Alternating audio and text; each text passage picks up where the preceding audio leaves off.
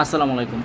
একটা ছোট্ট কারণে আজকের ভিডিওটা কিছু ক্লিপ দেখাবো আপনাদেরকে। আমি নাম উল্লেখ করলাম না, একটা মাজারের উরস, হ্যাঁ উরস।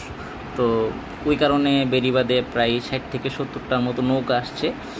ওই নৌকার কিছু ক্লিপ দেখাচ্ছি, দেখানোর পরে আমি বাকি কথা বলতেছি। আগে ক্লিপটা একটু দেখেন।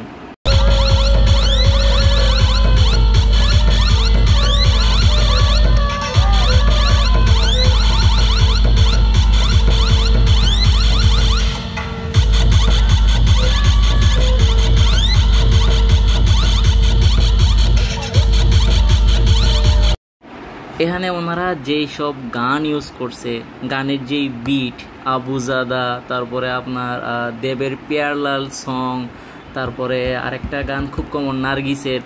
এরা এইসব গান দিয়া উরুস পালন করতেছে। আমার না ঠিক মাথায় ঢুকে না ওনারা আসলে কিসের অনুসারী।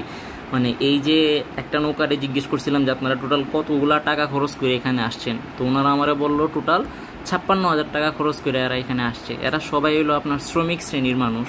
এরা 56,000 টাকা খরচ করে শুধুমাত্র 2 দিন এখানে থাকবে, গান বাজনা করবে, তারপরে চলে যাবে।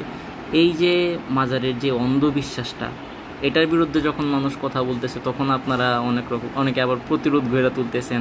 আমি ঠিক জানি না আপনারা কোন সেন্সে আসলে এই মাজার বিশ্বাস করেন। এই ভিডিওগুলো দেখার পরে না, আমার অন্তত, আমি তো নিজেই দেখলাম, আপনাদেরকে ভিডিওতে দেখাইলাম, দেখানোর পরে আমার মনে হয় না অন্তত যে মাজার জিনিসটা আসলে কোনো সেন্সে কাজ করে। এটা সম্পূর্ণ একটা ভাওতাবাজি। মানে ওনারা এখানে যেভাবে নাচ গান করতেছে কিসের জন্য? আমার তো মনে হয় যেই গানে এরা নাচতেছে, যেই বাবার মুরিদেরা, ওনার তো কবরে হাড্ডি গুড্ডিও নাই।